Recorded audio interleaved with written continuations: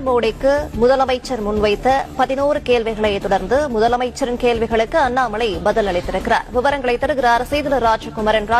வணக்கம். விரிவான தகவல்களை பகிரலாம்.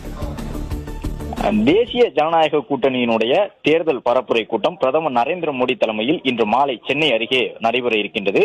இதில் பங்கேற்பதற்காக வருகை தரக்கூடிய பிரதமர் தமிழக மக்கள் தேசிய ஜனநாயக கூட்டணியோடு இருக்கின்றார்கள், திமுக ஆட்சியை வீட்டுக்கு அனுப்ப போகின்றார்கள் என்று பதிவிட்டிருந்தார்.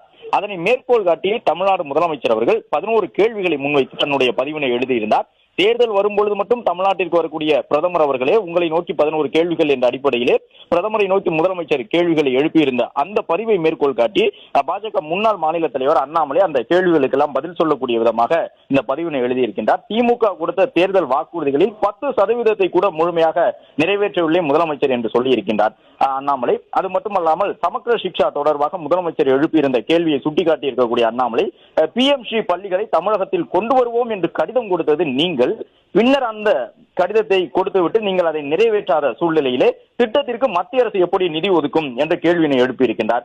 மேலும் இந்த மக்களவை தொகுதி மறுசீரமைப்பின் மூலமாக தென் மாநிலங்களில் எந்த நாடாளுமன்ற தொகுதியும் குறைக்கப்படாது என்று ஏற்கனவே உள்துறை அமைச்சர் 2025 பிப்ரவரி மாதம் தெரிவித்துவிட்டார்.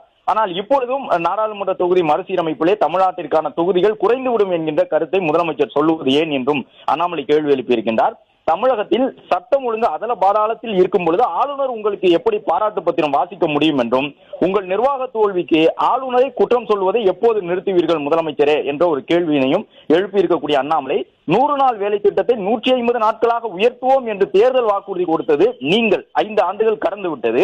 ஆனால் அதற்காக சிறு முயற்சி கூட எடுக்காமல் மத்திய அரசு தற்பொழுது அதனை 125 நாட்களாக உயர்த்தி இருக்கக்கூடிய சூழலில் 100 நாள் வேலை திட்டத்திலே இனியும் உங்கள் கட்சியினரால் ஊழல் செய்ய முடியாது என்ற இயலாமையால் இப்படி புலம்புகின்றீர்களா எனவும், எய்ம்ஸ் கட்டுமானம் வேகமாக நடந்து கொண்டிருக்கின்றது, வேங்கை வயலுக்கு செல்ல முடியாத முதலமைச்சர் மதுரைக்கேனும் சென்றிருக்கலாமே, முதலமைச்சர் மதுரைக்கு செல்வதை யார் தடுத்தார்கள் என்ற கேள்வியினை எழுப்பியிருக்கக்கூடிய நிலையில் இந்த ஆண்டு மதுரை எய்ம்ஸ் மக்கள் பயன்பாட்டிற்கு வரும் என்றும், அதே நேரம் எய்ம்ஸ் குறித்து கேள்வி எழுப்பக்கூடிய தமிழ்நாடு முதலமைச்சர் மதுரையிலே வேளாண் பல்கலைக்கழகம் அமைப்பதற்காக ஒரு செங்கலையாவது எடுத்து வைத்தாரா என்று கேள்வி எழுப்பியிருக்கின்றார். இயற்கை பேரிடர்களுக்கான நிதியை 5000 கோடி அளவிற்கு மத்திய அரசு தந்த பிறகும் ஆண்டுதோறும் சென்னையை வெள்ளக்காடாக மாற்றிக் கொண்டிருக்கின்றார்கள் எனவும், கோவை மற்றும் மதுரை மெட்ரோ ரயில் திட்டத்திற்கான DPRஐ மீண்டும் சரி செய்து சமர்ப்பிக்கும் எண்ணம் இருக்கின்றதா இல்லையா தமிழ்நாடு அரசுக்கு என்ற கேள்வியையும் எழுப்பியிருக்கின்றார். கீழடி ஆய்வறிக்கை தொடர்பாக கேள்வி எழுப்பியிருக்கக்கூடிய முதலமைச்சருக்கு பதில் சொல்லியுள்ள அண்ணாமலை, உலக அளவில் கீழடி ஆய்வறிக்கை கொண்டு செல்லப்பட வேண்டும் என்பதால் அறிவியல் பூர்வமான ஆதாரங்கள் வேண்டும் என்று மத்திய அரசு கேட்ட நிலையில் அந்த ஆதாரங்களை கொடுத்ததா என்றும், நீட் தேர்வை தமிழக மக்கள் எதிர்க்கவில்லை, ஏழை எளிய மாணவர்களுக்கு நீட் ஒரு வரப்பிரசாதம் என்பதை ஆண்டுதோறும் மருத்துவ கல்லூரிகளில் இணையக்கூடிய எளிய பின்புலம் கொண்ட பெற்றோர்கள் கூறுவார்கள் என்றும் கூறியிருக்கக்கூடிய அண்ணாமலை, ஒரு காலத்தில் தங்களுக்கு பிடிக்காதவர்கள் குறித்து அவமானப்படுத்தக்கூடிய விதமான கருத்துக்களை எல்லாம் பதிவிட்டவர்கள் இப்பொழுது AI காலத்திலே அதே மாதிரி அணுகுமுறையை தொடராதீர்கள் முதலமைச்சர் அவர்களே என்றும், இனியாவது மக்களுக்கான அரசியலை முன்னெடுக்க கற்றுக்கொள்ளுங்கள் என்றும் முதலமைச்சரை சுட்டிக்காட்டி அண்ணாமலை பதிவு செய்துள்ளார்.